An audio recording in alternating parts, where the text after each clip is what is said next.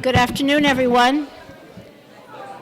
It's 5 after 1, and I'd like to get started. And first of all, I would like to welcome all of you here. This is our first ever event of this nature. My name is Eileen Bogle, and I'm the interim director of the Council on Aging. So very glad to see you. I see faces that are here frequently, and I see faces that I've yet to meet. Look forward to that. So let's get started. Couple of details. If at any point you have difficulty hearing, we have hearing assistive devices, and I see Bob Andrews is using one. But we have others.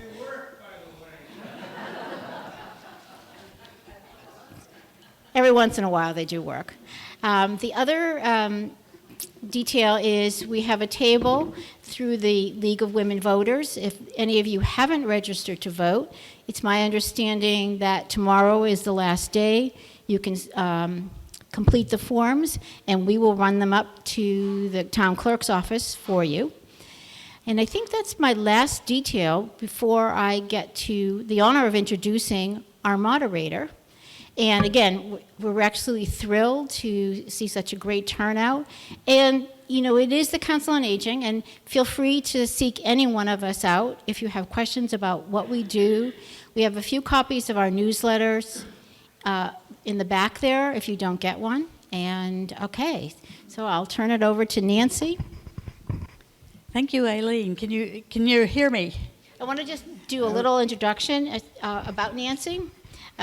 She's from the League of Women Voters of the town of Sudbury, and she will be our moderator. And she's the past president and past voter service chair of the Sudbury League, and was a director of the State League for 10 years. And she's currently the state's league lobbyist for election and voting legislation. She is a retired journalist. We're very honored to have her here today. Thank you all. It's so nice to do these in the afternoon instead of late at night. One quick thing. First on my list says, please silence your cell phones now. If you haven't done that, that would be useful so you don't go off. As Eileen noted, I'm from Sudbury. I don't have any skin in this game. I don't even know the candidates or the issues. So I will, because I didn't get a chance to speak to all the candidates earlier, I will mention that if when we're asking questions I forget one of you, please raise your hand and say so, because that's happened. And I don't want to leave anybody out of a round of questions. So the format for this afternoon is in 3 sections. We'll do one on the Housing Authority, one on the Select Board candidates, and one for the school committee candidates. In each section, the candidates will have a 3-minute opening statement, and then we'll go to a question and answer period, and each candidate will have 90 seconds to answer each question. Then there will be a 1-minute closing statement for the candidates in contested races. We won't make you do it. This was presented as a town hall forum, so we will be taking questions from you in the audience. We also had a number of questions submitted in advance, and those, I've got a list of those right here. If you want to ask a question in advance, as we start each section of candidates, what I'm going to do is ask you to come up and sit in this row here. And I will have you come to the microphone and ask your questions, starting with the chair closest to the mic. That way, I don't have to remember who raised their hand first. If you have trouble getting up to the chairs and need a mic brought to you, just raise your hand and we'll have a staff person bring a mic to you and you can ask the question there. We are tight on time and want to cover as many questions as we can. So I have a request from you. If you ask a question from the floor, please ask a question. Don't make a speech. If you start making a speech, I will ask you for your question and cut you off. We ask the same question of all the candidates, so you cannot ask a question directed at only one candidate. If you have a question for one candidate, corner them after the meeting and ask them your question.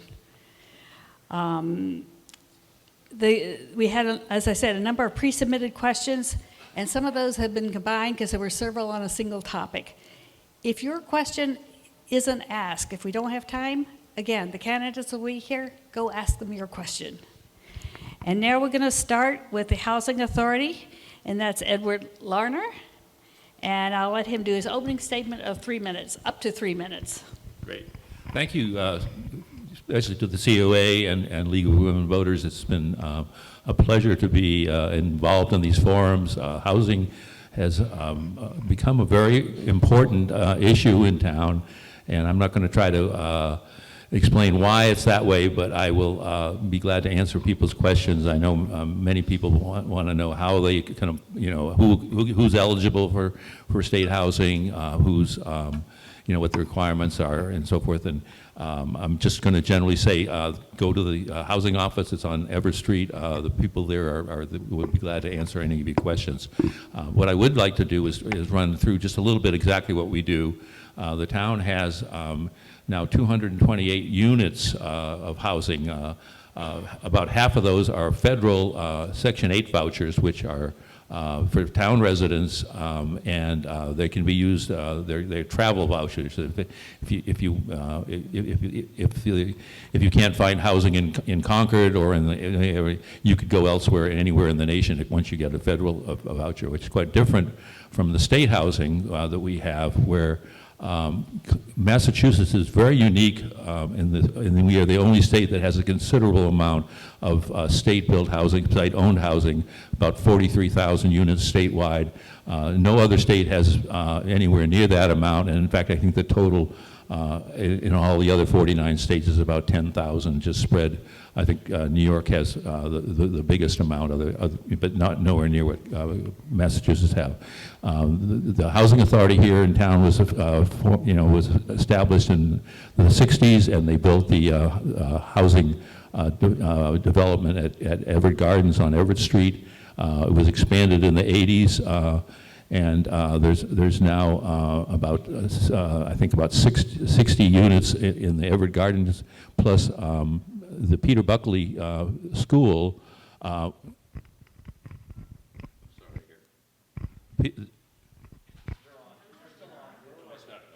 Sorry, I'm not. It must be my hearing aid. So anyway, I'll make my joke about being older right now. So.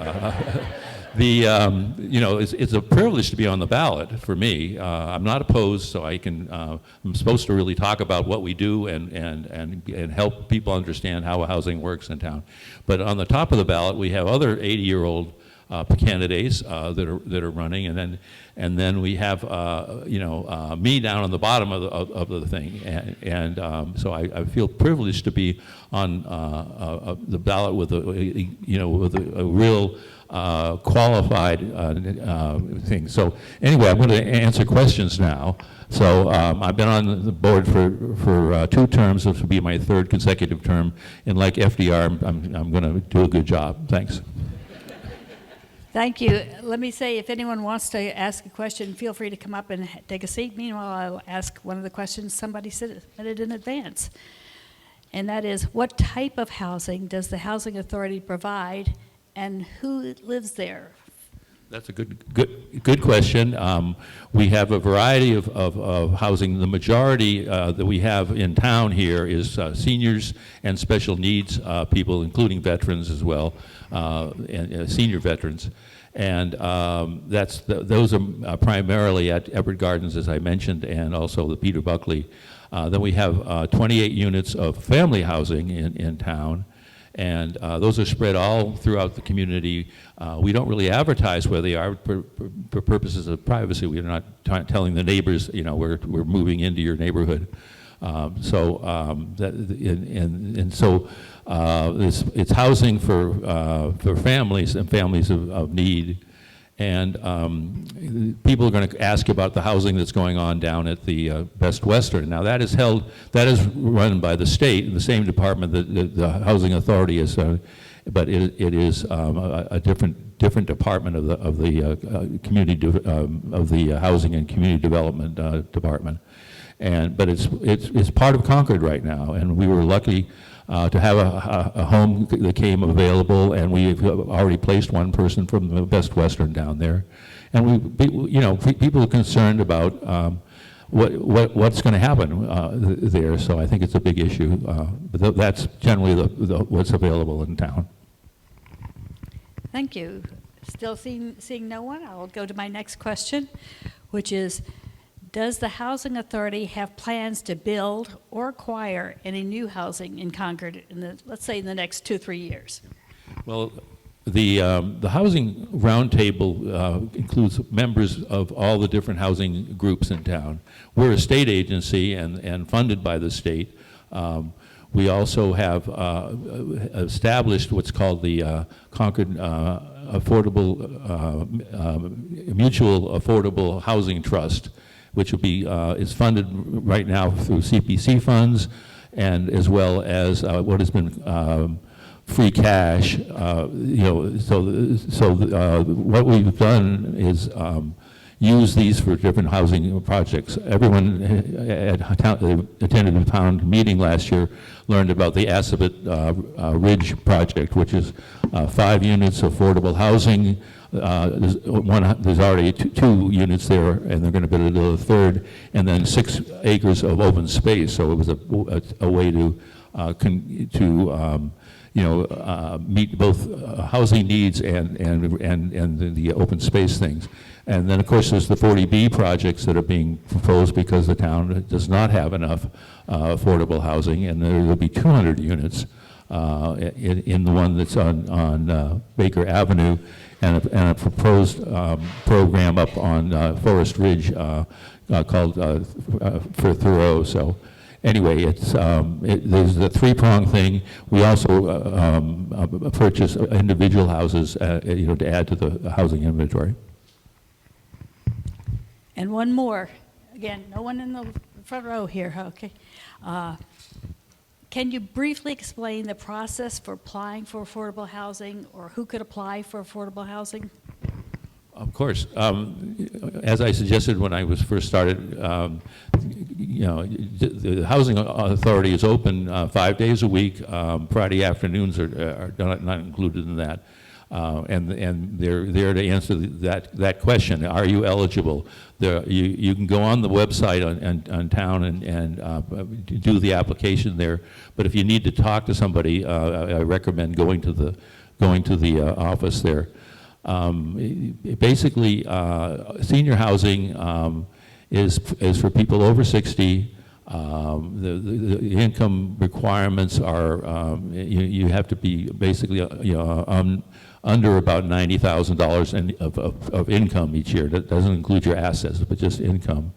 And there's a waiting list that's extremely long right now. You can also apply to federal housing at the same time you do that, and then we do have federal vouchers that are available too. So it's a long wait right now.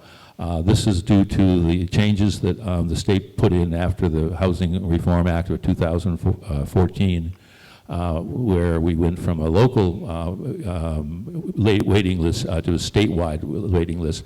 And they're straightening that out, and I would recommend anybody that thinks that they have somebody with special needs that needs housing, or they're approaching an age where they want to move out, they come to the office, and people will give you advice. Thank you. That's the questions I have. We have a question from the floor. Please go to the mic.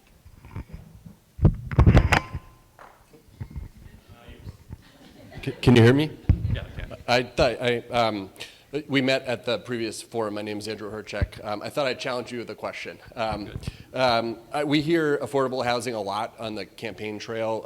It's obviously a big topic in Concord. I'm just curious, how would you grade us, relative to some of the other communities around us, like our neighboring towns, and where do you see opportunities for improvement? Lexington is the one that's being held up as the best, of the thing, because they've gotten ahead on staying above the 10% mandated availability of housing.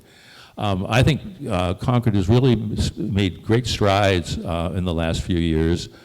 coming up with funding from the select board, from the CPC. We've passed in warrant items at town meeting requesting additional funding. We're not against these Section B, these 40B programs, because we need to have a place for people to downsize in town. That's not something that we work with, because we work with lower income housing, but we really have a bigger problem of this middle income issue, where the demographics in town are pretty normal for a regular town, but all of a sudden at 25 to 40, there's a big gap, because nobody in that you moved out of their family homes, but they want to do they want starter homes. We don't have that available right now. So it's a long topic. I think there's great enthusiasm that the prison is going to solve everyone's problems, but we will only succeed in solving most of the problems by the fact of everybody working together, including the business community and real estate people that are generally opposed to some of the affordable things that we're trying to do in town. Ed, thank you. I appreciate it, and we'll let you go off the stage now. You let me off easy, so thank you very much. Let me just ask to make sure all the selectmen candidates are here now. Okay, so we'll do the select board. Again, I invite you, if you're going to have a question for the select board, feel free to come up anytime and sit down, and when we get to the questions, you'll be right there. Okay, so again, the candidates will each have 3 minutes to introduce themselves. I'm gonna call on the candidates in the order that they're on the ballot, because I needed to do it in some order. That word seemed to work as well as anything.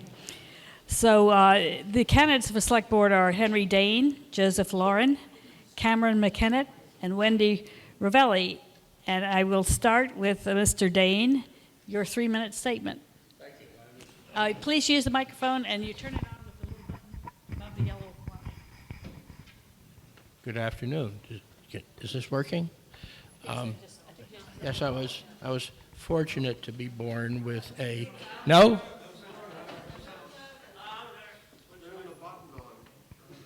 Good, how about this? Good afternoon. No.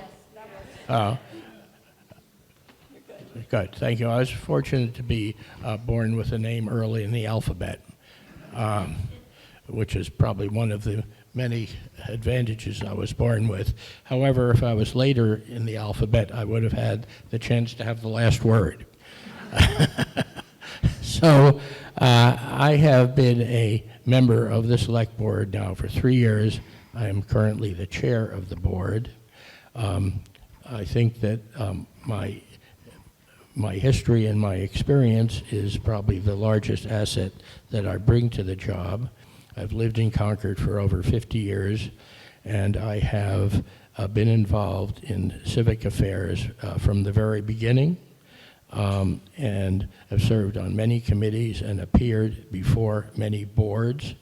I was the attorney for the Concord school system and the Concord Carlisle Regional School District for over 10 years, and also for the Concord Housing Authority, during which period most of the housing that is managed and run by the Housing Authority was built. Back in those days, it really worked very well because the state provided the funds for building the housing, which, although it had some disadvantages, it had many qualities. And the major one was that the production of subsidized housing was not an investment product. So as during the period that I have been on the board, it was a very trying period because it was coming out of COVID. Many town functions had been essentially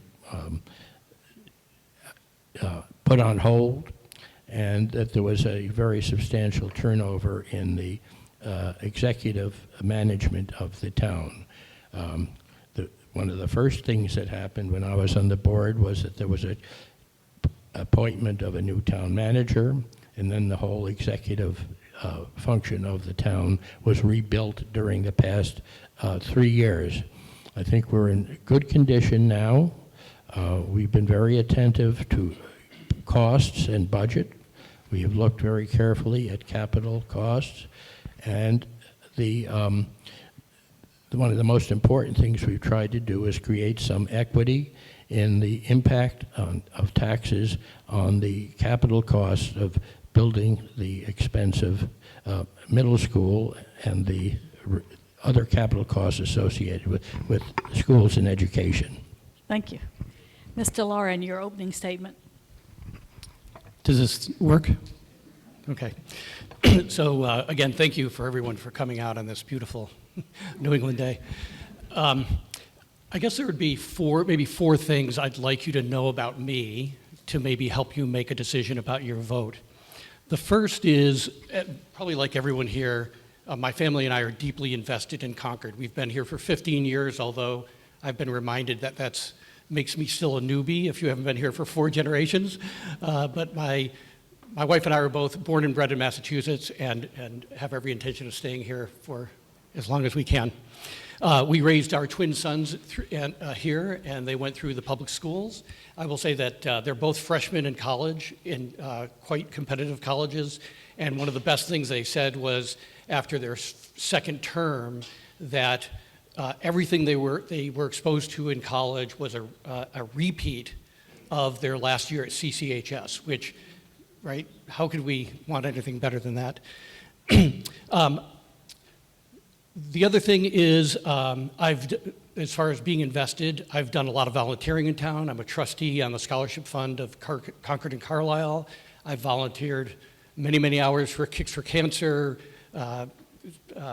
volunteering, coaching youth sports, et cetera, et cetera. So I feel like I have not only benefited through the schools, for example, and what a great town, but also tried to give back as well. And in particular, my focus has been on education in my volunteer work. I'm also on the board of an organization called Tenacity, which is a Boston-based not-for-profit focused on education and literacy and physical education for kids. So that's a little bit of my background. The second thing is my sort of background in training. I'm an engineer, a mechanical engineer by training, and I was a management consultant for a big part of my career. So that means 2 things, I think. Number one, as an engineer, it means I have a very methodical and analytical approach to understanding problems and coming up with solutions. The other thing is, with regard to management consulting, is I've learned that having worked across really complex, sometimes global organizations, how to get in and understand, what are really the real problems, what are the highest priorities. A key thing I learned there is that typically the people who know the most about the problems and the possible solutions are the ones who are in the trenches, so to speak. So a lot of times we would go and talk to people on the factory floor, not just the CEO, in order to really understand what was going on. And I think that we can do some of that here in Concord as well.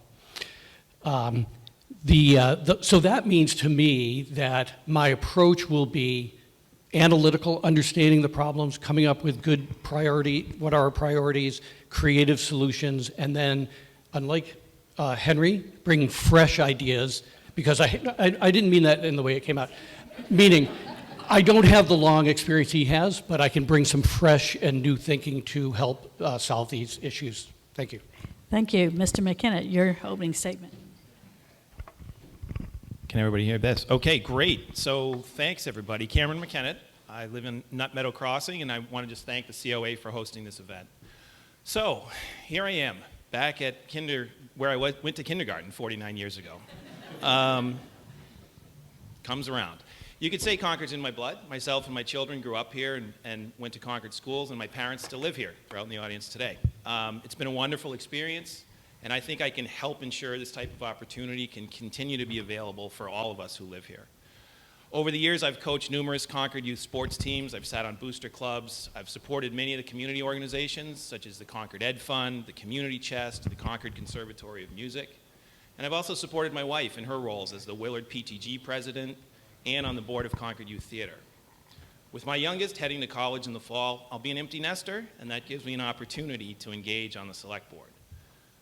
My vision for Concord is a town that's proud of and celebrates its rich history, while also evolving to be more welcoming and inclusive, with great schools and thriving businesses, updated and sustainable infrastructure,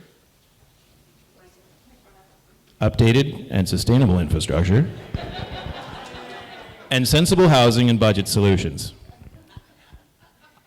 I think we can get there with integrated planning and smart development, fiscal responsibility and value for money, and a professional yet collaborative approach, listening while seeking ways to strengthen and unify our town. I bring extensive experience to the table. I've spent over 30 years as a senior executive solving complex problems and directly managing teams of 300 and budgets of $150 million. I've also spent, importantly, 20 years working in regulated industries such as clean energy and healthcare, partnering with government to devise solutions that work for all of us. Currently, I lead the clean energy transformation in the U.S. for National Grid. I look forward to combining my experience with my passion for Concord to help us all move forward in a positive direction. Thank you. Thank you. And Ms. Ravelli, your opening statement. Is that working? Great. Hi, Wendy Ravelli. As a select board member, I'll start by saying that I was born and raised in Concord, just like Cam. I'm a proud graduate of CCHS. I did leave Concord for a number of years. I came back in the 90s with my husband. We raised 2 boys here that went through the Concord school system, and they are gainfully employed. Yay. Big accomplishment. But it was because of my kids I started volunteering in Concord in 2004, right next door at the Concord Children's Center. I worked on their executive committee, and that was a great opportunity to learn what it's like to work in a small community business. I learned a lot about early childhood care, about the passion that teachers have for teaching kids. It's just phenomenal. But what was really rewarding was working with a small group of individuals, really grappling with some tough financial issues that had impact on staffing. But also we looked at long-term plans for the center, and I'm glad to say they've come to fruition. So it's nice to see after 15 years your work pays off. But that experience was very rewarding, and I continued volunteering in town. I served 2 terms on the Concord Finance Committee, so obviously learned a lot about town and school finances. I then moved on and took a position on the Concord Municipal Light Board, and I did that because that's one of the largest enterprise funds that the town has. Learned a lot about the energy market, which Cam knows more than me, but it's a very complicated market, and I learned a lot about how we set rates for the ratepayers, and a great appreciation for the challenges that many citizens have in paying their bills. And so we were constantly looking at the impact on ratepayers, so great experience in that way. I then took a position on the Solar Implementation Task Force because I'm interested in climate and wanted to make sure that we could achieve a town goal that we set a number of years ago to put in-town solar in town. We had a very lofty goal, and I wanted to make sure we could achieve it, but do it in a cost-effective manner. So this is the type of experience that I have, very analytic, financial, and I think that's great experience to bring to the select board. My interest on the select board is in a few key areas. One is on financial sustainability. We have a lot of large financial demands on the town, and I want to make sure that we use our long-term planning and capital committees to sort of plan out those finances so that we're managing the tax burden on our citizens. But we also need to look at our operational finances. We have great services in town, and we need to make sure that we're balancing our priorities and meeting the needs of citizens. The other 2 areas I'll just say quickly, housing, diversity, and affordability is important to me. I've been out on the streets talking to many citizens who have left but still shop here. They consider this their town, but they couldn't afford to live here, nor were there options for them for housing. My other key interest is sustainability, but we'll hear more about that as we go on. Thank you. Again, let me invite you to come up if you want to ask a question. Take a seat up here. One note, we received a number of questions about a proposal to spend $2.3 million on bathrooms at the high school. That proposal has been withdrawn So we are not going to ask that one tonight. We'll spend the time on other issues that are still before us. So just, if that was your question, that's your answer. We'll now go to questions and answers, and we'll alternate who goes first. So the first question, I have Mr. Lauren as the first responder, and the question is, property taxes went up 15%. Seniors are being forced from their homes. If elected, what steps would you take to deal with Concord's financial situation? Can't forget this. I didn't have time to mention in my opening statement one of the reasons I'm running, and it's related to this question. So I received an email from a friend who told me that she and her husband had spent their entire lives here in Concord. They were both retired, and because of the recent tax increases, their tax bill was now 40% of their gross income, right? 40% of their gross income, both retired. And she said, sadly, my husband and I are going to put our house on the market and move away from Concord. And that should break everybody's heart, that someone who's given to this community, if you knew her, if I could say her name, many of you would recognize that she's given back to this community in great ways. So that was one of the main reasons that sort of got my attention and started digging in on what's going on. And I thought this was maybe a symptom of things that we could do better here in Concord. And that is this idea of planning better, prioritizing our spending, and balancing that with the revenues.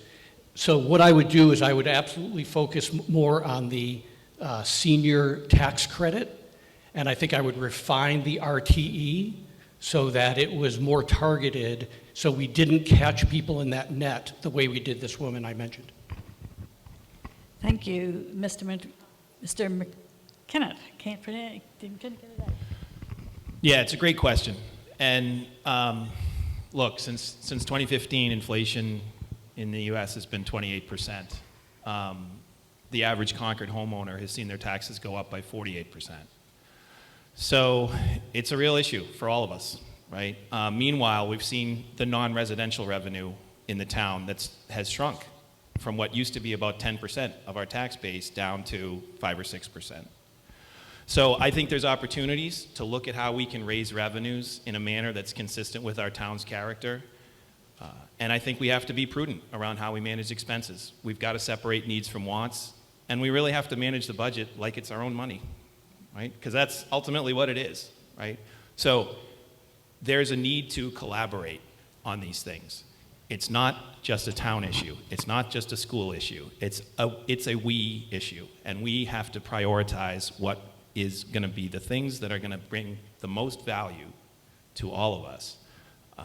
So that's what I think we need to really be able to focus on, and it's going to come down to prioritization.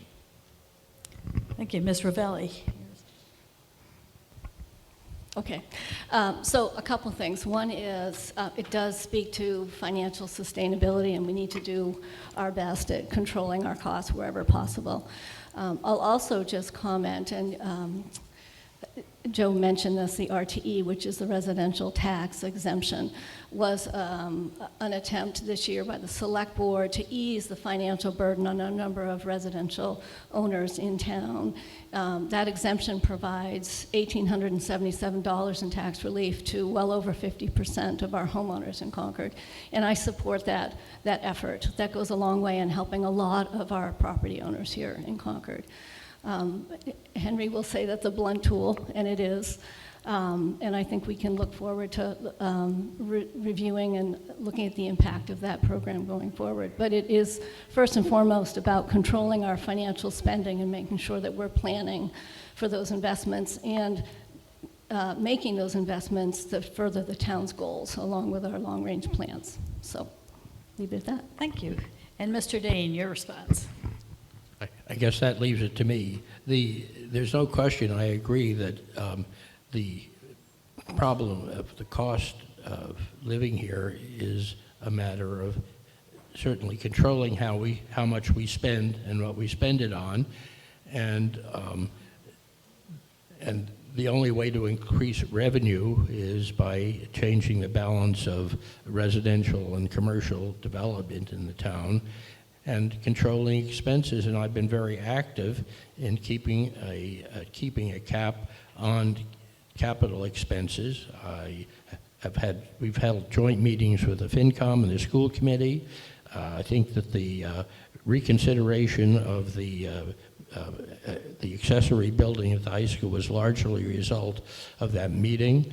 I was the one who insisted on there being a cap on the cost of the middle school, and I was the original proponent of the residential tax exemption, which, although not a perfect instrument, did somewhat address the inequality and make and spread the tax burden more in accordance with the ability to pay. But of course, if it wasn't an accurate way of doing it, it's because the options we have under state law are very limited. But I think it's been helpful, and I think one of the freshest ideas that we have. And an old man can have new thoughts. Thank you. And now we'll take a question from the floor. And Mr. McKenna, you will be the first person answering this question. Hi. So Concord is becoming increasingly racially diverse. In light of this, I have two questions. One, what steps have you taken to educate yourself about the experiences of people of color in our town? And two, what is one thing the town needs to do better to address the needs of people of color? Thank you. Thank you, Mr. McKenna. Great. Listen, I'm fully supportive of DEI efforts. Where I work in my job at National Grid, I start all group meetings with a safety moment and a DEI moment. And I think it's really important. I think it's important that we share how DEI can work effectively across the town, and really understand some of the best practices and understand some of the best processes and steps that we can take, to tackle those things. For me, it's about having conversations. It's about listening and collaborating. It really is, as I've been out in the last couple of months, understanding different points of view. Saying to yourself, there's things that I know, and there's things that maybe I don't know, right? And having the openness to engage in that type of dialogue. Because ultimately, we need to improve the ability for everybody to have a voice. So that's what I've been doing. Thanks. Thank you. Ms. Ravelli. Hi, I guess I would reiterate what Cam said. I think I don't feel like we have to treat people differently. We need to listen and show respect to everybody, regardless of their background, their perspective, and that means it could be any type of diversity. It's income diversity, it's racial diversity, it's sexual orientation, it's everything. Everyone deserves respect.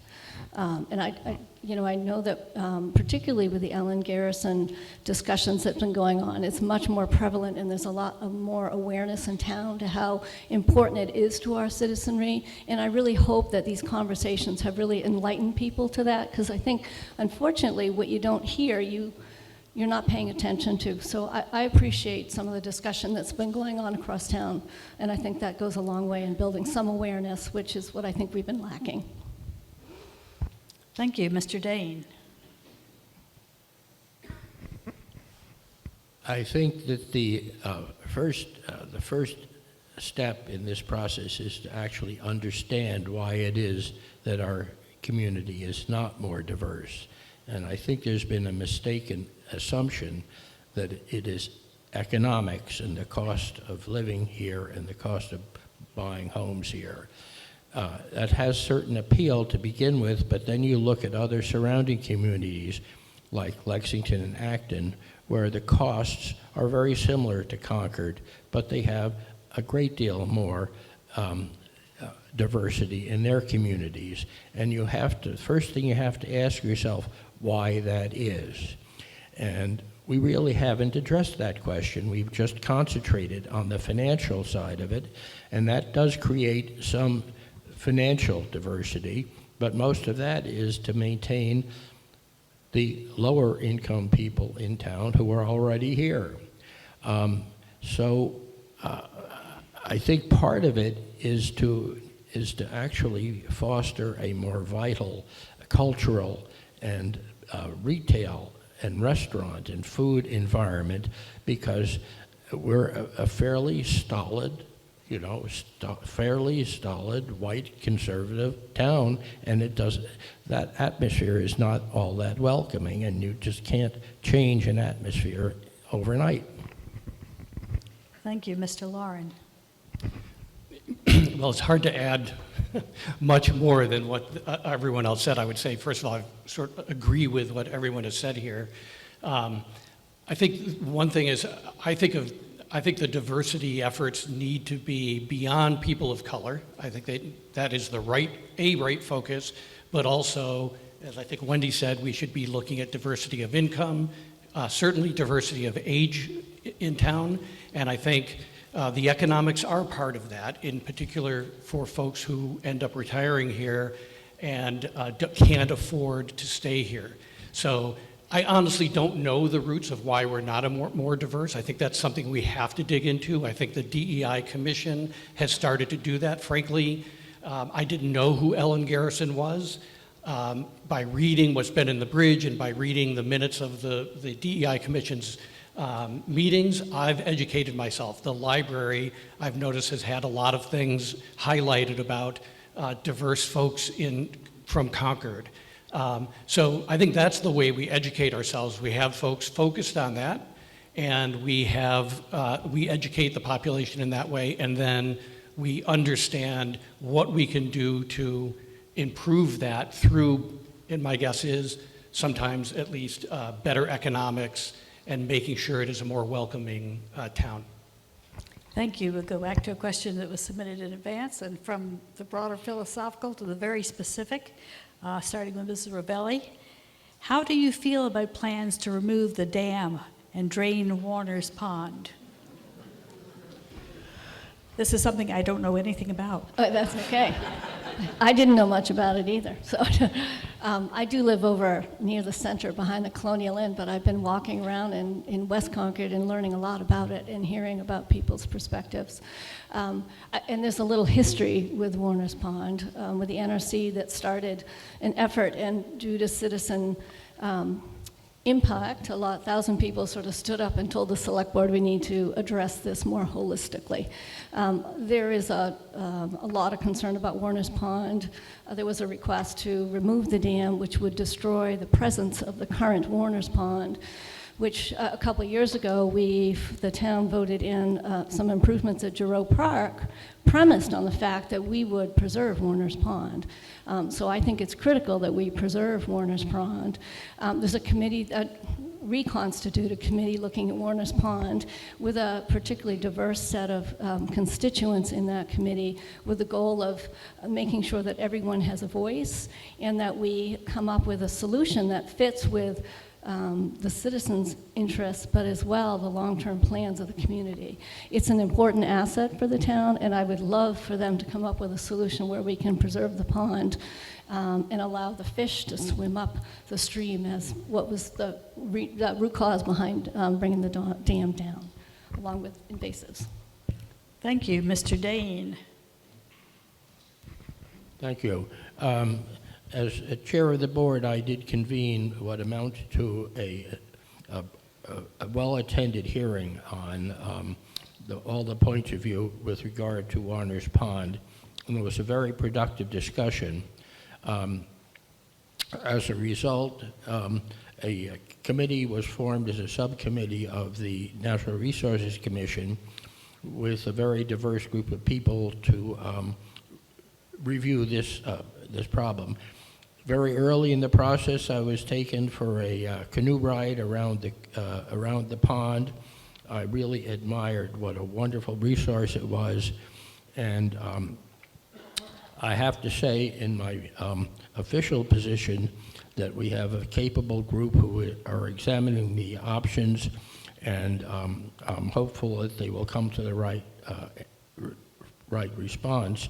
However, I have to admit that my own personal preference or prejudice on that is that I would really love to see the pond in its current form preserved. Thank you. Mr. Lauren.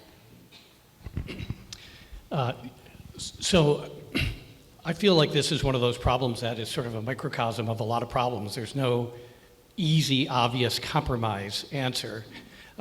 First of all, I will tell you that I consider myself a conservationist. I've spent a lot of time out in the wilderness, backpacking, climbing, and fishing. And so my preference generally is to make sure that the waterways are in their natural state, which in this case would mean taking the dam down.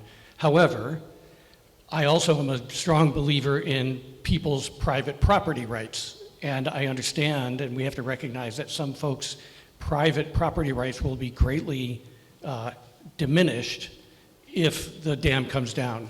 My sons, by the way, in Cub Scouts, we canoed around as well, went to the island there. And so I feel like it is a great resource for town. So trying to balance those two things, I would love if we could come up with a solution that was allowed the fish and other wildlife to use the river in a more natural way. But on balance, I would like to see the pond kept in its current, well, kept as a resource for the town close to its current state.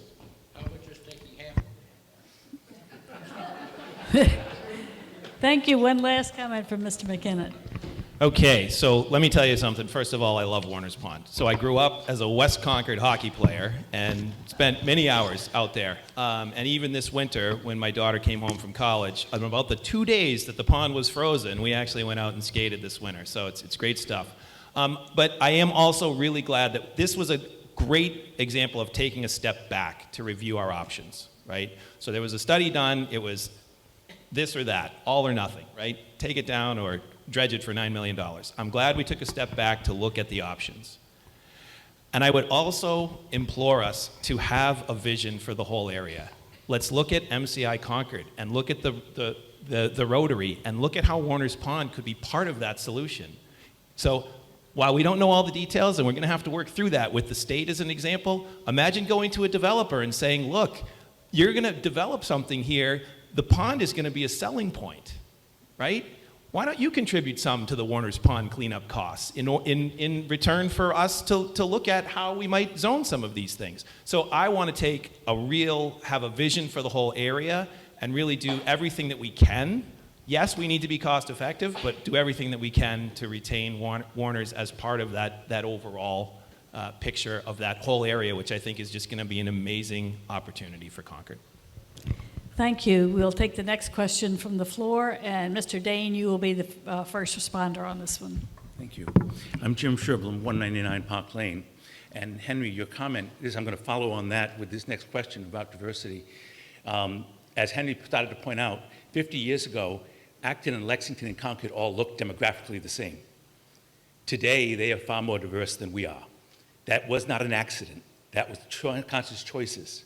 So the question is, what can the select board do to try and encourage us to have the town meeting be more representative of the people living in town, and then have the boards and committees of the town actively work to bring much more diverse people who already live in Concord, who don't feel like they're being treated as Concordians, to actually participate with us so that we build this all together, that it's not the white elite that offer these things that we give to those who are not white, but actually we all build community together.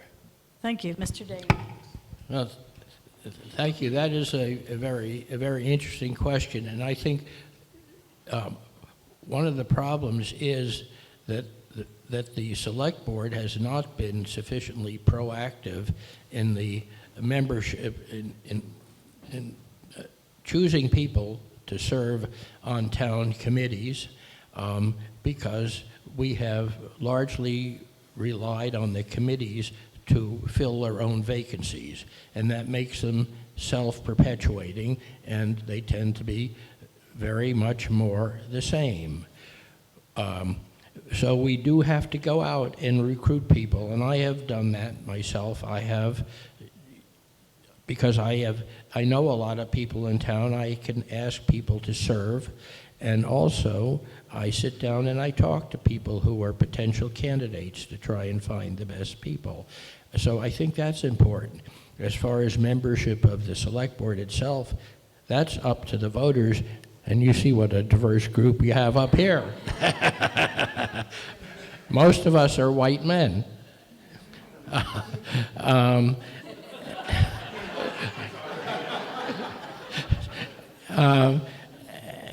And as far as town meeting goes, you know, I agree that we have to do things to make that more, more attractive to people. And part of that means conveying to people that if they do show up at town meeting, they will be heard. And that the process needs to be more welcoming, more informal, and more fun, actually. Yes. Mr. Dane, thank you. If you could make town meeting more fun, good for you. Mr. Lauren. So town meeting, when I first moved here and started attending town meeting, the whole thing was quite bizarre to me, honestly. And I think it is a hindrance to having more representation of our population and the thinking of our town known and directed toward the issues that are facing the town.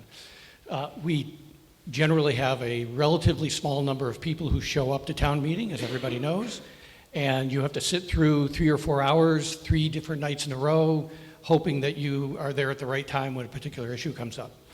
I think that structure is a problem to begin with for diversity, but not just a narrow definition of diversity, but a very broad definition of diversity of thought. There are 2 warrants in front of town meeting this time. One is that we have remote voting, so you can be at home in front of your computer or something like that and attend town meeting in that way. I would greatly encourage everybody to do that. The other is for the use of electronic clickers that would make voting more accurate as well. And I would encourage folks to support that, because I think those 2 things won't solve all the problems, but will go a long way of getting more people involved and participating. Thank you. Mr. McKinnon. Yeah, I'm going to pick up on some of those themes. So improve the ability for everyone to have a voice. And I do think remote voting and clickers can help us there. You know, the participation at town meetings it's a small number of people, right? So how can we do things to encourage more of that participation? I do think making the committees where we can broaden participation in the committees is also critically important. And as part of that, setting some guiding principles for how the committees can work well with each other so that we can engage in getting the right type of process and the right type of collaboration that is going to respectfully get people's opinions and help solve problems together. Thanks. Thank you. Now, a question that was submitted in advance, and it'll... Oh, Miss... See? Just waiting. You That's gotta okay. have- So, I do this sometimes. That's okay. So I heard 2 things. One was, how do you get more representation in town meeting?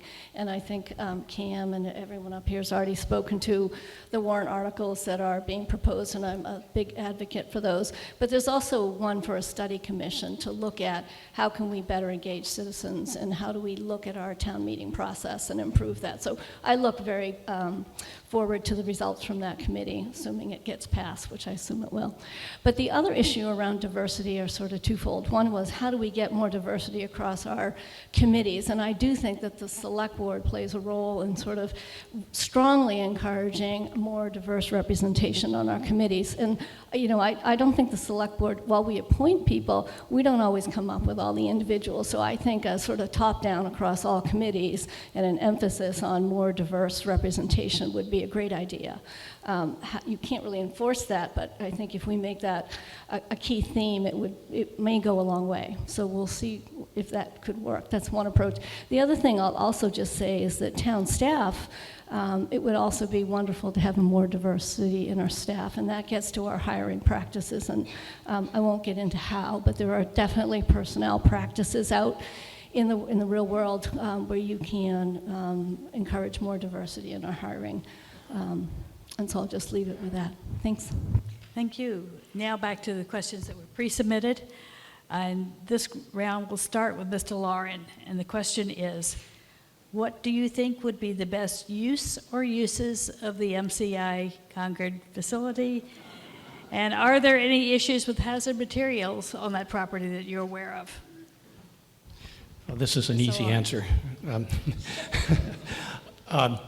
I think MCI presents the greatest opportunity that this town has seen in generations, probably.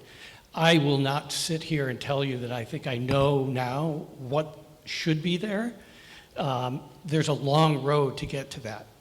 I think some kind of mixed use makes sense. What that's made up of, I don't know, but some mixed use of housing, commercial, light industrial, retail, affordable housing, recreation, right? I'm sorry, but I'm just listing off all the things that would probably go through your mind. But that's where we need to start, is what's the long list of things that would benefit Concord, what makes sense there at MCI. There's a lot of studying to do. Really importantly, I think that we need to look to other communities who've had something similar drop in their lap and see how they've used that land and that opportunity so that we don't, repeat any mistakes and we can sort of take advantage of what the best thinking and best practices were there.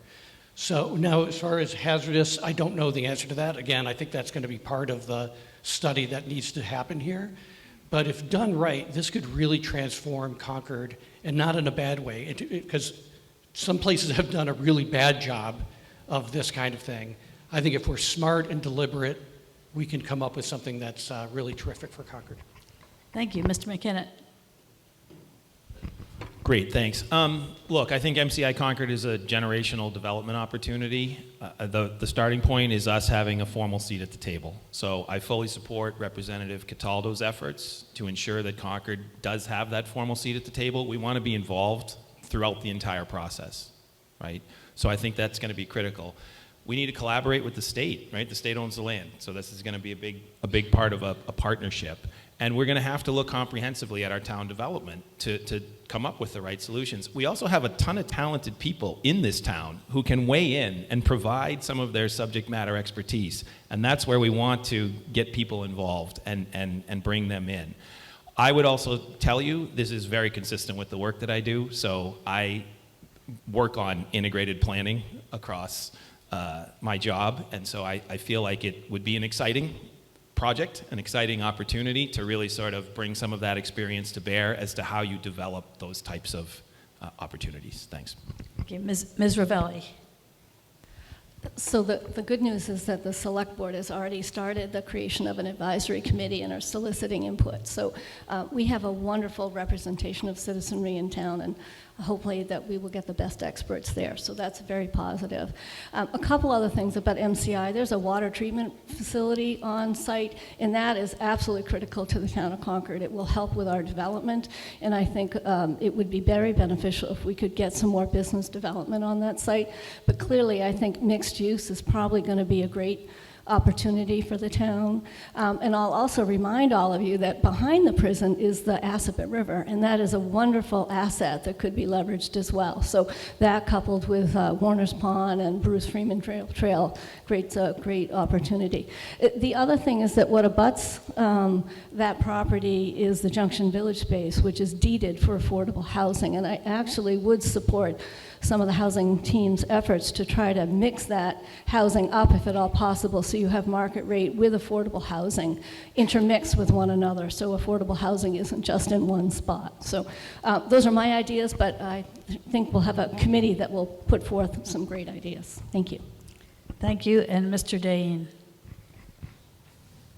We've been, the board has been working on this from the very minute we heard that the prison was going to be surplused.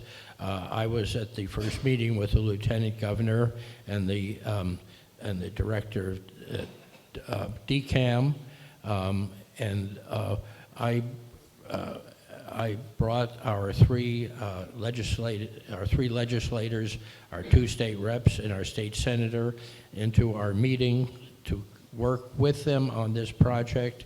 We, at our select board meeting on Monday, we will be considering a charge for an advisory committee, and I hope that those of you who have skills and interest in this project will volunteer or suggest people to serve on that committee.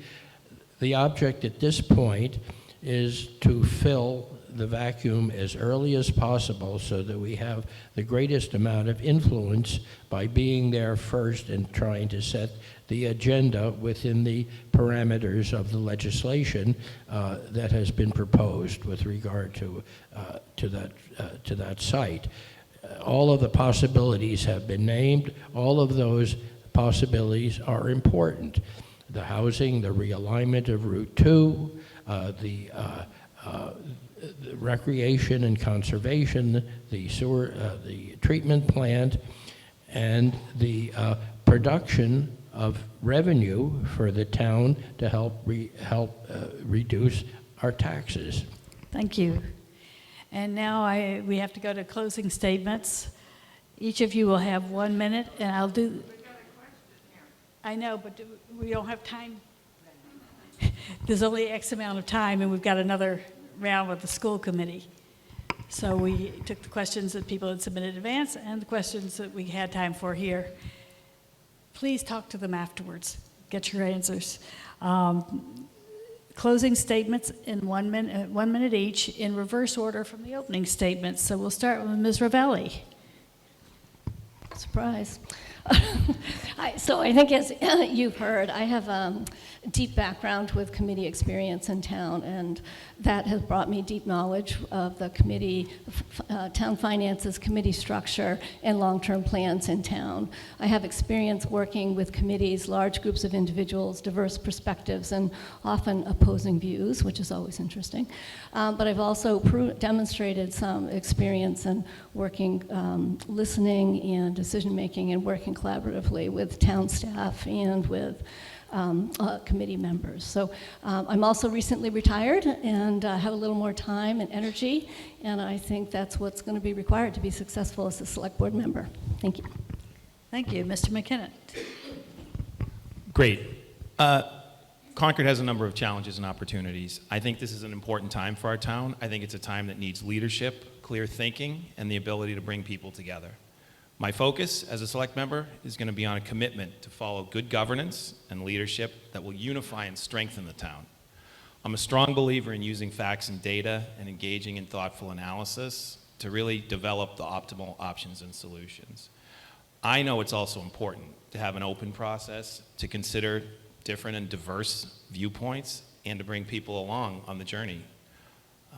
I really look forward to engaging with the Concord community on some of the important issues that we face and collaborating with other select board members and other committee members to chart a path forward for our amazing and vibrant town and its residents.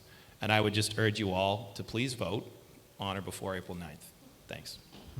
Thank you. Mr. Lauren. So I will not bore you with all of my background again. I think most of us have little flyers just across the hall here that you can take that have a lot of that stuff. So what I will do is I'll promise you what I will do, and my approach is that I will take an unbiased, thoughtful, methodical, analytical approach to the problems and opportunities that are in front of us. And we have a wealth of both, frankly. I don't think this town is perfect. I think we are at a crossroads in some ways about what this town is going to become in 15 years. I believe that if we don't change course in some ways, it's not going to be the town all of us love right now. So I promise you that I will take the analytical approach. I am not going to be afraid to speak the truth, And I think that we can get back on, we can have the town of Concord that we want. We just have to be smart about how we get there. And Mr. Day. I have materials across the hall, and I have a website also that is listed on that. I encourage you, most importantly, to vote. I seek re-election because I enjoy the work and believe I can continue to be useful. During my past term, I have been an effective member of the board.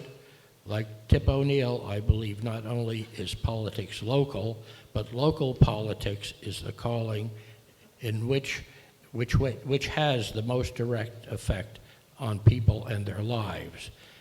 The challenges are not a hardship, but an opportunity to make things better, and it is better to be wrong sometimes than to be absent. That's a paraphrase of Teddy Roosevelt. I have spent most of my adult life in this town and can think of no place I would rather live. I continue to advocate what I have been pursuing on the board for the last 3 years. Thank you. Thank you, and thank all of you for your willingness to run. If you will take your glasses, your water and stuff, so it's easier for them to set up for the next group, would be great. The school committee people, urge them to come up. And if you have questions for the school committee. All right, I'm going to get started so we have time for more questions. So let me ask you, if you have conversations, that you take them outside, and we will start. We have 3 candidates for 2 school committee seats. Is that how it goes? And the candidates are Tracy Morano, Elizabeth Combs, and Andrew Herchek. So we've already dealt with the bathrooms, so we don't have to do there. We're going to start with 3-minute opening statements, again in ballot order. So starting with Ms. Morano, your 3-minute statement. Thank you. Can you hear me? No? Oh, it's on. Hi. My name is Tracy Morano, and I'm running for re-election to the Concord and Concord-Carlisle School Committee. Just a little bit about me. I've lived in Concord for the past 25 years. I'm lucky that my parents also live in Concord. They live on my street. They were going to be here today, but they took my son out to lunch instead because time with the grandchildren is more important than watching their own daughter, which is totally fine. I accept that. And actually, this is a great place to be, and they have never walked in this building. So I am, after this, going to encourage them to do that because I think that there's a lot to offer from the Council on Aging. So I've lived here for 25 years. I have 4 children. 3 of them have graduated from CCHS, and 1 is currently a sophomore at CCHS. I started my volunteer career here at Milldam Nursery School. I was the president of Milldam. I moved on to Alcott, and I did volunteering through the PTG at Alcott and at CMS. I was president of both places. And then I spent some time on the Concord Ed Fund. I spent some time with CPAC, which is our Special Education Parents Association. And I've just pretty much been in public education my entire life. I was a special education teacher over in Bedford and the assistant principal. So I always felt as though school committee was one of those things that I was always going to do, but the time just wasn't right until 3 years ago. So my father actually sat at a school committee for 13 years. So I would see every week the packet would come in. He'd prepare for meetings, and he said to me, you know, public service is important. It brings you together with the community. It makes you part of the community. So for me, it was never, are you going to run? It was just when I was going to run. I decided to run right after, kind of in the middle of the pandemic, because I was literally watching my kids suffer at home. I had a child that was sent home from college. I had 2 kids in high school. I had a middle schooler, and then I had my parents who were very isolated during COVID. So for me, I felt as though it was my duty to kind of get the schools back in order and get our kids back into school and really building that community again, because I think that's what all of us lost in COVID, was our sense of community, who we are, and where we want to be. So I'm running for election because I've actually had a lot of fun on the school committee. I've met lots of great people. People have a lot of opinions. I like to listen to their opinions. I consider myself to be open, honest, transparent. So I like to talk to different people. Our decisions aren't always ones that people agree with. And I'll mention the bathrooms. Maybe people didn't agree with the bathrooms. I was a big advocate of that, and I will just say it really is because we are not ADA compliant. I have parents that go to games down there for my kids. They actually can't go down to the field at CCHS. So for me, it really is trying to balance the needs of our students, the needs of parents in the town, and also those of us that have, grandparents who are still in the town. So for me, it's kind of full circle. Thank you. Ms. Cobbs, your 3 minutes. I'm doing in ballot order. Okay. All right, is that on? Okay, yeah, it's on. Hi, my name is Liz Cobbs, and I am really excited to be here. Thank you very much to the Council on Aging and everyone who's put on the event today. This is a great opportunity for me to introduce myself. I haven't been long in town. I've been 5 years, coming up on 5 years. But rather than look at just the 5 years, because I know so many here in the audience in particular have been here a long, long time, I'd like to look at what I've done during those 5 years. So in town, I got energized and I had the time. I retired from a job at Merck, so I had time to do activities such as volunteer with the Alcott School and the METCO program in particular. Now also volunteering with the 5th grade events. My daughter is a 5th grader at Alcott School. And those activities have been really important to me. In addition to working with the Buddies program, that means fostering relationships between Concord families and Boston families so that all of the children at Alcott feel welcome and part of the community. I've also been working with the METCO program at the high school. And there, what I've done is volunteer where children might need more support for their college applications. So I work with them on essay writing and the process of getting ready to go to college. And where that's been helpful, it's been really gratifying for me to see those students then go on to college and do really well. So I've been doing that for the last several years. And I've also joined the Rotary Club in Concord. That's a very active club, in fact. And one thing they did right away is put me in charge of a youth leadership program. So I've been working for the last several years with the youth leadership program where the Concord Rotary Club provides scholarships for students to go for a 3-day weekend, intensive weekend, to learn about leadership and really for burgeoning leaders, students that are just starting to think about it, about sophomore year, and how they then can go on and grow as students and leaders. So that program has really been heartening for me as well. I went last year to see that program, and you could see how engaged the children were at the end versus the beginning of that weekend. I'm also the co-chair of the Personnel Board. And there were some questions on the earlier panel about the work of the non-union regular employees in town. That's a really important committee. It's not as large as the school committee, but it does work for those about 350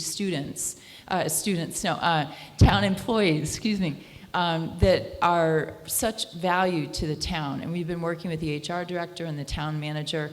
We took on what the Personnel Study Task Force had asked us to do, and we provided direction for the Personnel Board going forward.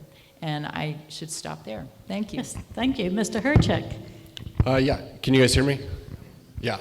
My name is Andrew Herchek. I was born here at Emerson Hospital. I've been here almost, actually precisely 40 years, so my whole life. I grew up on the top of Strawberry Hill Road and went to Thoreau, Peabody, and then the high school. My mom went to CCHS, and they prioritized moving back here for my sister and I so we could have access to the schools. And fast forward to today, I married my high school girlfriend, and we moved back to Concord as soon as we could afford to buy a house so that our kids could also go through the Concord Public Schools. So I've been here a long time. I love this town. Fast forward to today, I have 2 kids, Noah and Isabel. They're in kindergarten and 3rd grade over at Willard. They're off to a great start in our public schools, and it's really fun to watch from this side now as a parent. Outside, my wife and I are pretty involved in our kids' lives. You know, we coach all the sports and do all the things with the kids, and it's just really fun to raise kids in such a great town. After CCHS, I got degrees in engineering, math, and I got my MBA. And I've spent the last 15 years leading teams and organizations, primarily in industrial services, which I love, intersection of science, technology, and business. I'm running for, I think, 3 reasons. The first one is, I mean, we are really grateful to everything that Concord has afforded us.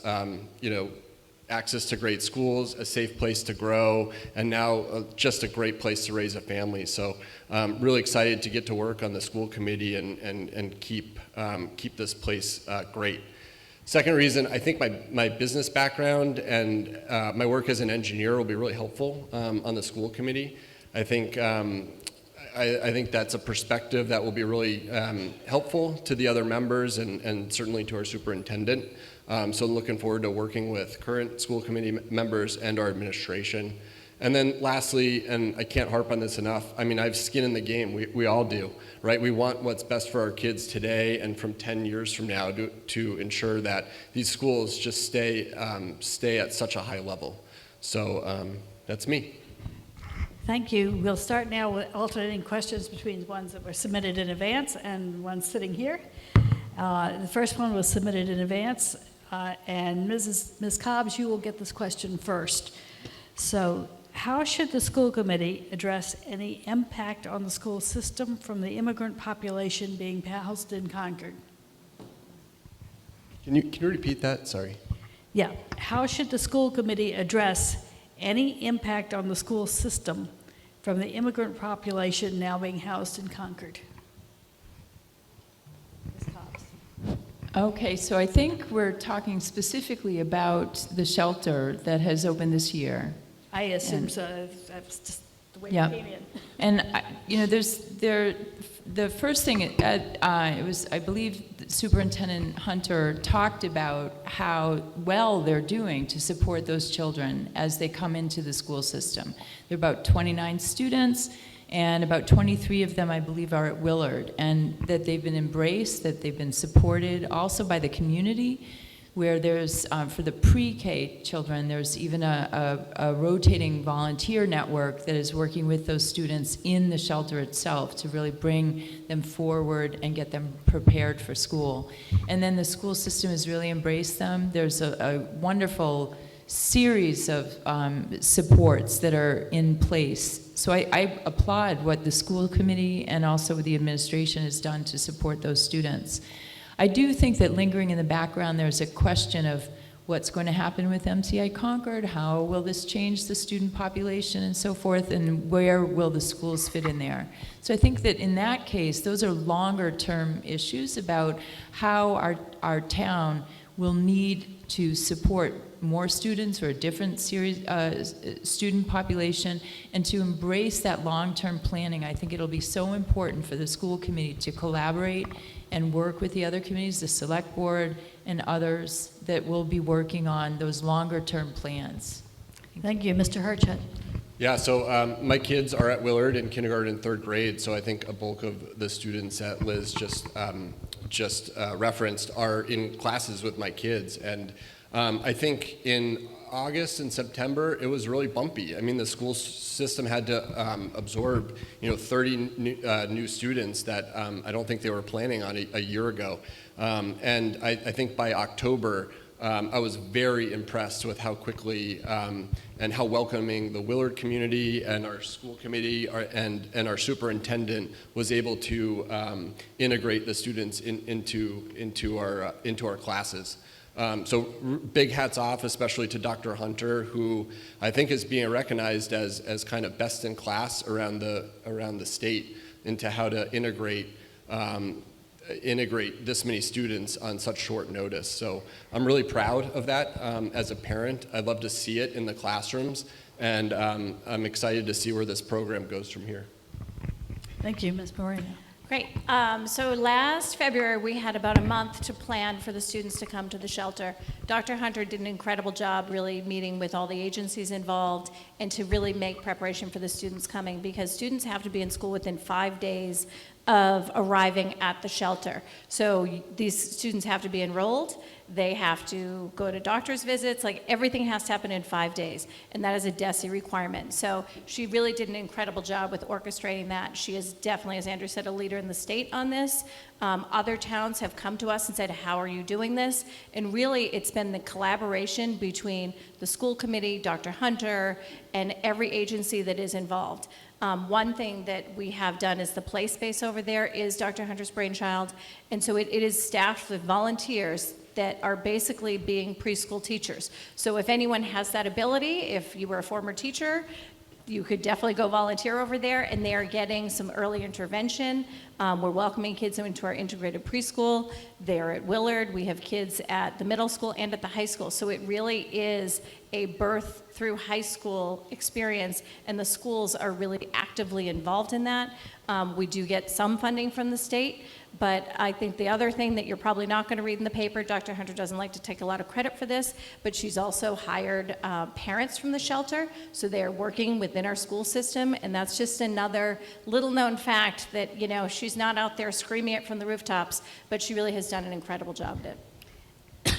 Thank you. We'll take one from the floor. Let me let her go first, because she sat. I prefer to wait. Okay. You sat there for the whole select board, what? And the first person that will answer this question will be Mr. Herchek. Didn't break it. Michael Williams, Sudbury Road.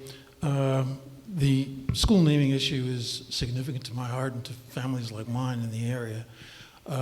The posture that the current school committee and superintendent have now is concerning. Looking at this issue from the perspective of cultural understanding and empathy, if you're on the board, if you're elected to the board, how would you relook at this issue? Yeah, thanks. Certainly there's, I think, on the naming of the middle school, if everyone heard the question, I followed the process really closely. This has been one of the, I guess, most publicized issues here in Concord over the last 3 months. And I followed the school committee's process that they put together from kind of inception all the way through the actual naming.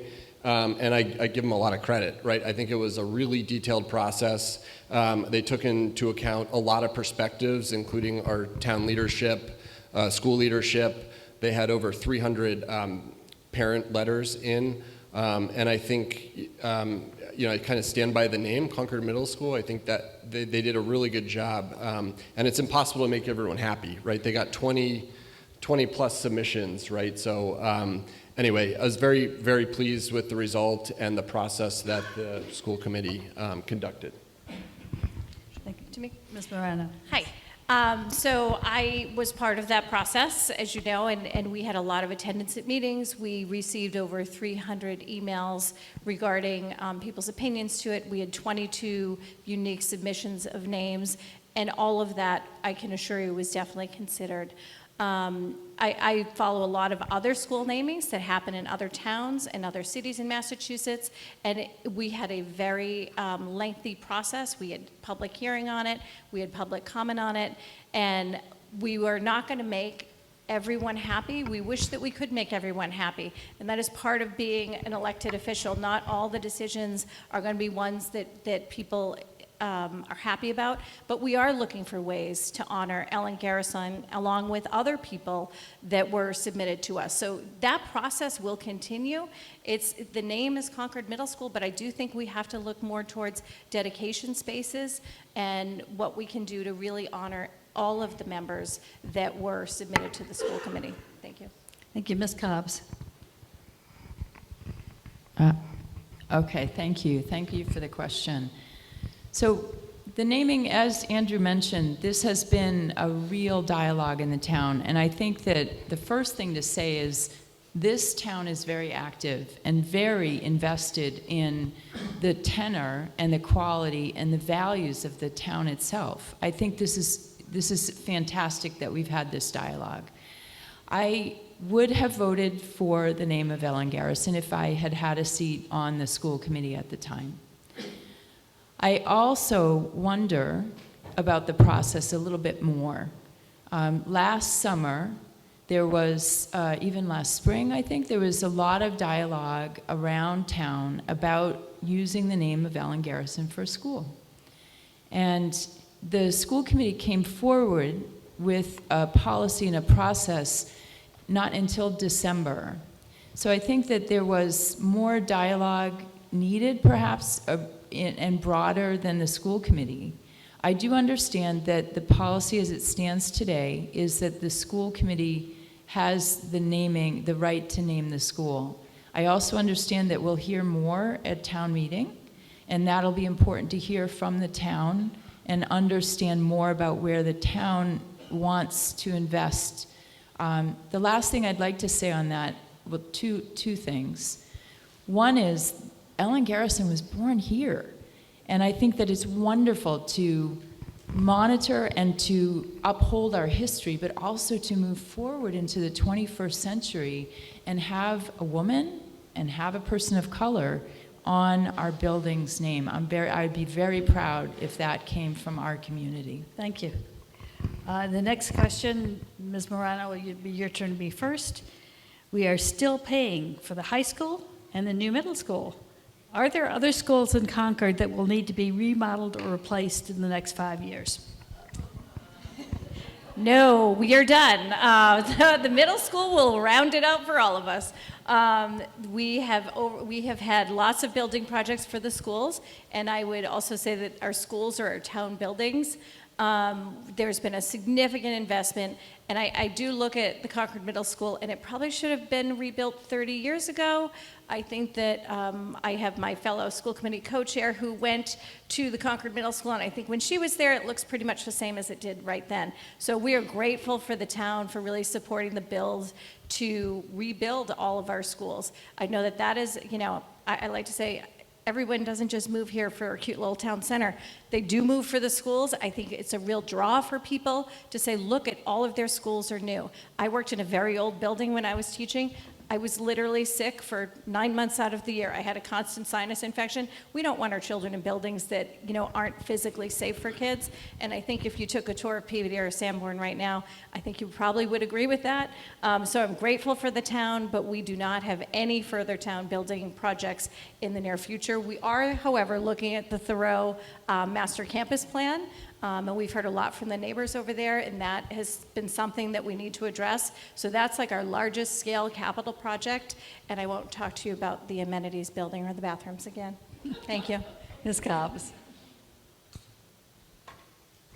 So I think the question was very specific to any new buildings, but I think there is a long-term capital planning process that's necessary for the town, for the school committee to take seriously, and that is an annual event.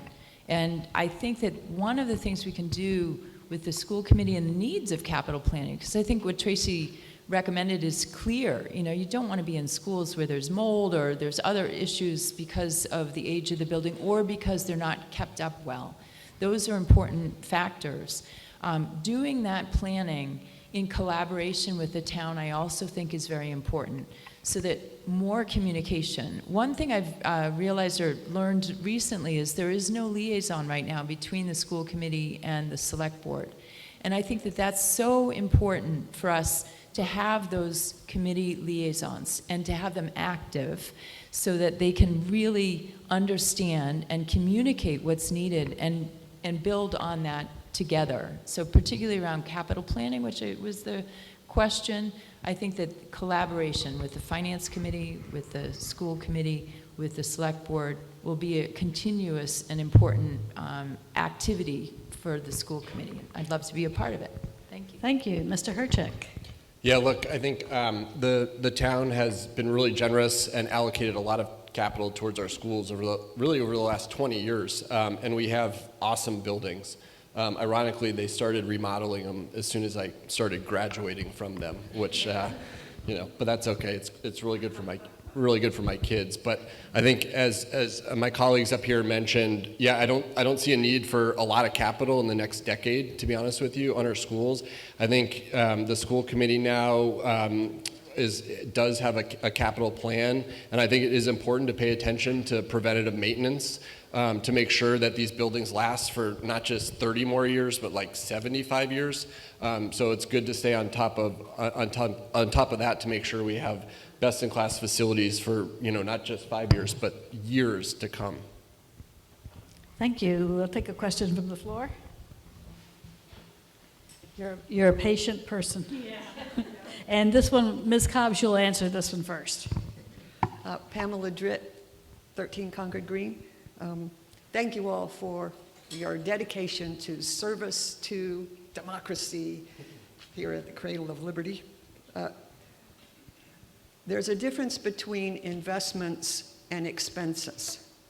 And in an effort to keep initial expenses down, sometimes we sacrifice the quality and the longevity and the ultimate cost of the things that we're talking about, such as buying cheap boots every year that wear out and leak when you could buy for 3 times the price boots that would last a decade and keep you comfortable. And I want to apply that to the school buses and the artificial turf, which are dangerous to our children in the current form. And I want to know, would you commit to first stop digging the hole? No more buying of diesel school buses at all. And no more installation of artificial turf. And no more renewing of it. Would you commit to removing, instead of replacing, the artificial turf, and thereby removing all the health, safety, and legal liability risks it entails currently? Let me let them answer that question because they only have 90 seconds. Okay. And replacing it with modern natural turf, which is safer, cleaner, cooler, and cheaper in the long run. The same with electric buses. Thank you. Ms. Cobbs. Okay, thank you. So I think what Pamela has indicated here is that the values of this town are really green. That climate resilience is important to the town, and I argue they are important to the schools, and we have to continue that. So I'd love to support on the school committee those activities that are going to bring those values through to how our students are taught and how they are working. Right now, my daughter's at Alcott School, and they aren't doing as well as they could right now with some of the recycling and the composting programs, but we're working on that, and I think that's a value of the town that you can see is really being put forward to the schools. I don't know what the school committee budget is in terms of allocating when they need to replace buses and so forth. So how fast can the change go? I don't know. But I do think that the values of the town have to be there. One other thing that I know that the school committee has been talking about is looking for collaborative efforts to look at funds that they could apply for outside of town, so either state or federal levels, to support getting electric buses and building a fleet that is going to be climate resilient. Yeah, and the same cleaner for the kids is what Pamela is saying. It's also with the fields, when we have the artificial turf, it's not as safe, and it's not it certainly isn't what I'd like to see children playing on. Thank you. Thank you. Mr. Herchek. Yeah, I mean, sustainability is super important in Concord, as it should be. And I'm not going to sit up here and say I'm an expert in turf, so I'll take your word on that. But I have learned a lot about buses throughout this process. And believe me, I wish there was a world in which we could have 24 electric buses in Concord. That would be amazing. But to my knowledge right now, electric buses are 3 to 4 times as expensive as diesel. 3 times. So that's your boot analogy. Only at the beginning. Over the life, they're cheaper already. Yeah. No, I understand. They're not made in the U.S., right? So we have to import them. Maintenance is very expensive. It's cheaper. Okay. Let's let him answer the question. Yeah. Charging infrastructure, we don't have a lot of space for charging infrastructure. So listen, I'm all for it. I'm not going to argue. I love it. I don't think the technology is where it is right now at a cost, but I think it will be very soon. It already is. Okay. Ms. Moreno. Thank you. So we are fortunate in Concord. We had the very first electric bus in the nation, and Brian Folds was he was an advocate for that. We got the first bus, so we were definitely trendsetters in that vein. What's happening now is every year we replace two buses at Concord Public and 2 buses at the region. Buses are 3 times as expensive. We did a lot of work this summer, extensive work with the light plant. Brian Folds also came to our meeting because he's kind of our resident expert in electric buses. And what we discovered with the light plant was the charging infrastructure. We need a transformer, which there is some money from town meeting for that. We need charging infrastructure, and we need electric buses, and our buses need to be able to run. So we currently have, I believe, 4 electric buses. It's definitely a goal of ours. We were part of a grant program over the summer that we really tried to get 7 additional electric buses, but we were not able to do that because the grant didn't move forward. They didn't have enough districts that would participate with them in the grant program, so we couldn't move forward. We're not a high priority town. There are rural towns, tribal towns, cities, low socioeconomic value, so we're not a priority time for electric buses, and because we own our buses, we fund our buses, we are trying to get there, and we're going as fast as we possibly can. In terms of the turf, we have the Doug White turf, which are the town fields at the high school. Those, we've heard a little bit about that they are ready for replacement, so it'll be interesting to see what the town does with that. Memorial Field, which the region owns, we are not at the point that we need to replace that yet. Thank you. Thank you. A submitted question now, and Mr. Herchek, you'll be the first one on this one. What does the term parents' rights mean to you, and how would you apply that definition to your work on the school committee? Parents' rights? This is the first time I'm hearing that term, so I honestly don't know. Okay. Ms. Morano. So when I think about parents' rights, because of my background in special education, that is very much part of the legal requirement of parents they have a seat at the table, they're a member of the team, and every year when you have a child on an IEP, you get a parents' rights brochure that can inform you of what your rights are. So to me, it's very important, especially with children with special needs, that the parents are very much part of the conversation. It is not just what's happening at school, it's what's happening at home, and it's really having that partnership with parents, and for parents to realize they are part of their child's educational team. I think sometimes when people think about parents' rights, parents might want to tell the school what they want taught in curriculum. I don't support that. I do think that there are professionals in the school, the superintendent or assistant superintendent of teaching and learning. Curriculum is determined by the state and at the local level with the superintendent, assistant superintendent, and obviously the school committee would support that. But I really think about our special education students when I think about parents' rights. Thank you. Ms. Copps.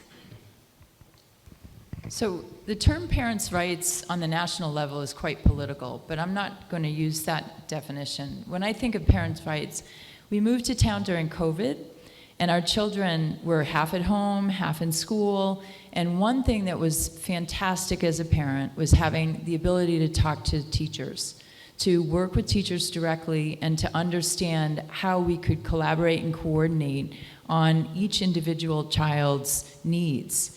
Now, in my second grader at the time, there were social emotional things that she needed to learn more about, and that was important that we were coordinating and sending the same messages so she got a consistent understanding of how she should be operating in a public setting like a school system. So I think parents' rights in that was more like, isn't it wonderful that with internet, with email, we have an opportunity to really interact with our teachers and so forth. So parents' rights for me was very important in that way. Now, with special education, with other ways where students have different needs. I think that's so important as well, to be able to collaborate and maybe on a systemic level. And special education here is taken very seriously by our administration. I think that's fantastic. One last way, I think, is that in the school committee these days, there have been a lot of challenging conversations that have come forward. Even book banning has come to the schools, to the school committee, and had a public statement. I understand that the school committee, therefore, has been very strict about you can't respond in the school committee meeting. But I do think we could find some way to respond to parents' concerns, maybe offline or in the future after the meeting, where students and their parents who are representing them at those meetings can be heard and feel heard. Thank you. Question from the floor. And Ms. Morano, this will be yours first. Hi, my name is Joyce DeGrief. I live at 1400 Lowell Road. First, thank you for letting me ask this question, and also thank you for your willingness to serve. I'm going to ask a question about DEIB, which stands for Diversity, Equity, Inclusion, and Belonging. This term can mean different things to different people. What does it mean to you with respect to your position on the school committee? And what is one thing in this area of work that you think our district needs to improve upon? Thanks. Thank you. Great, thank you. So DEIB it really is all about belonging. And when we first decided that, we actually worked with Mr. Niamichi, who's our DEIB director, but when we first moved forth the position of having a DEI director, he was very clear that the most important part of it was really the B, which is belonging. And we really want to make sure all of our students feel like they belong. And what it means to me is really every single student in our district, every parent, every teacher, everyone is different. We're all different, and everyone needs to feel as though they belong. And I think the most important part is to really build that community, a community of acceptance of all, a community of belonging. And we really are trying to do that. I hope that people have seen some changes in the past few years. We have built out our programs. We've built out our METCO program significantly. We now have 2 METCO directors. We have school adjustment counselors, K-8 and at the high school. We have liaisons. So we have really spent the time, the effort, the money to build out some of our programs to make students feel like they belong, to make teachers feel like they belong, to make parents feel like they belong. One other thing that I'm really proud of that I think we could be doing better at is hiring. We're working really hard on that. I've sat on the CCTA hiring committee now for 2 years, and we're seeing some real significant changes. And it's coming from the teachers, it's coming from the departments. They would like more faculty of color. We are working on that actively. There is a course at the high school, and it is a Black History course that the students and a teacher are developing, and we have a teacher of color that we've just hired that's going to teach that course. Thank you. Ms. Cobbs. So I think the belonging piece that Tracy mentioned is fantastic. And I do think that the school committee has had training on DEIB, and they are absolutely, the METCO staff has increased, and Andrew is in place as a director. Those are really positive aspects of diversity, equity, inclusion, and belonging. I think one thing we've missed talking about so far is that all of those terms need to be understood holistically, meaning all students benefit when everyone belongs, when the diversity is embraced, when inclusion is the norm, where equity, not just equality, but equity brings forward every student. And so let me give you an example. When students, for the METCO program in particular, we have mainly Black and brown students coming into town, and they're coming into a mainly white environment. Now, 27% of students now are of color in CCHS, I believe. So that's great. And students of color coming into town. It's not just for their benefit that they're here. It's because our community needs to be comfortable with diversity. And I think that the better we can embrace that part of this, that all of us need that diverse approach, because in the 21st century, that's where the world is, and where our students, where our children, as they graduate, are going to be going into that diverse world, and we need them to be ready. and having that curiosity about diversity, assuming inclusion, is really, really important as we go forward. Thank you. Thank you, Mr. Herchek.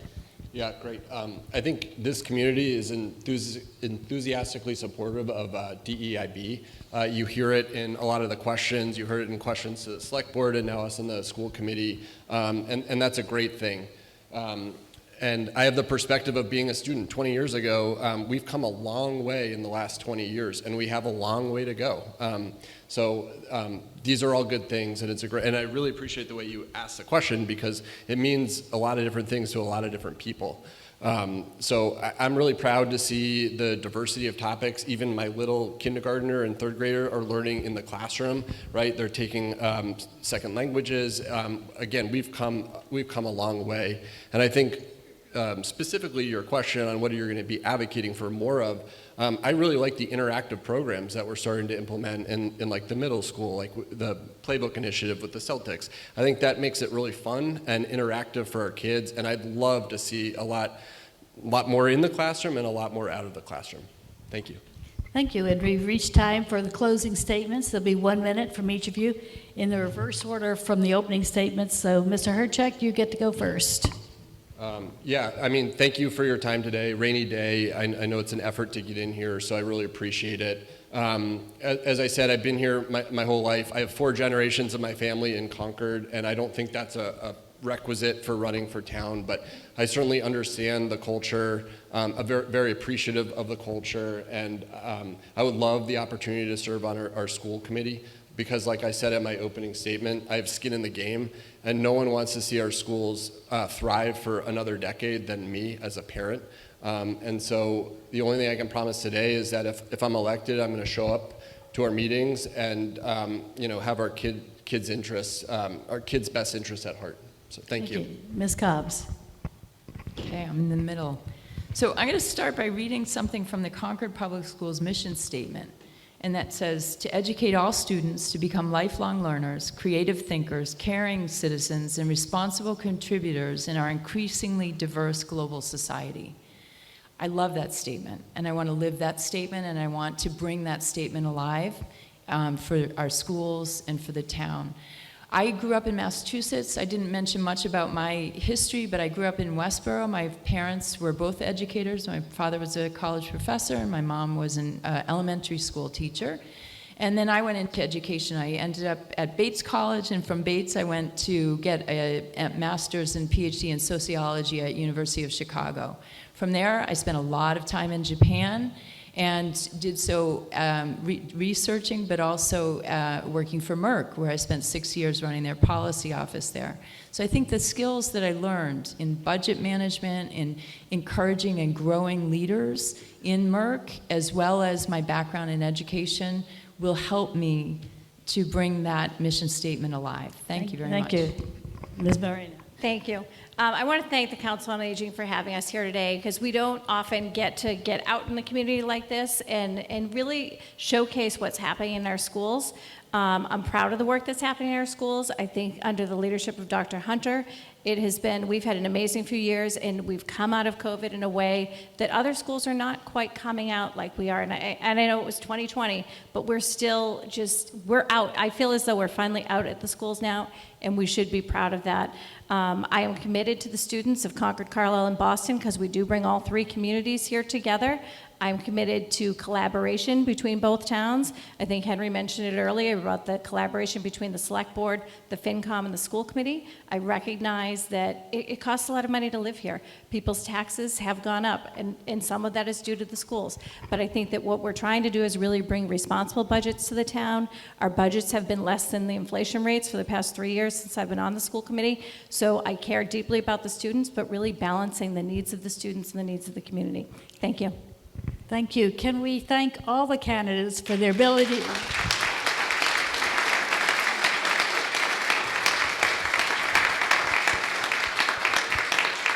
It takes a lot of courage to run for office and a lot of effort to serve. So thank you for your willingness to do this. And now I'll turn the program back over to Eileen.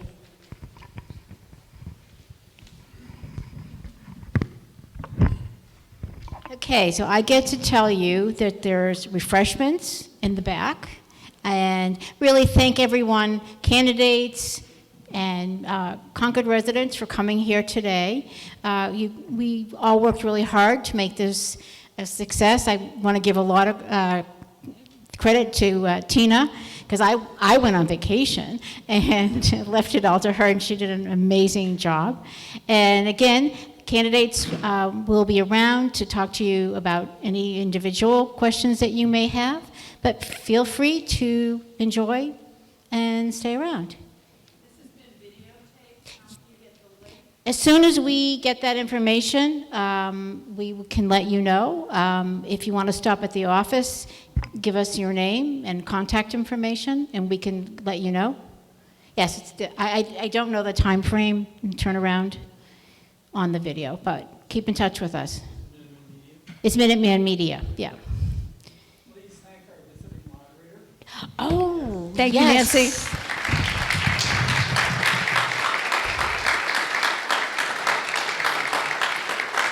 Thank you, Nancy. We really appreciate your stepping up and making this as a success that it is. And we can all look at the rain. So thank you for coming out, and please feel free to stay around.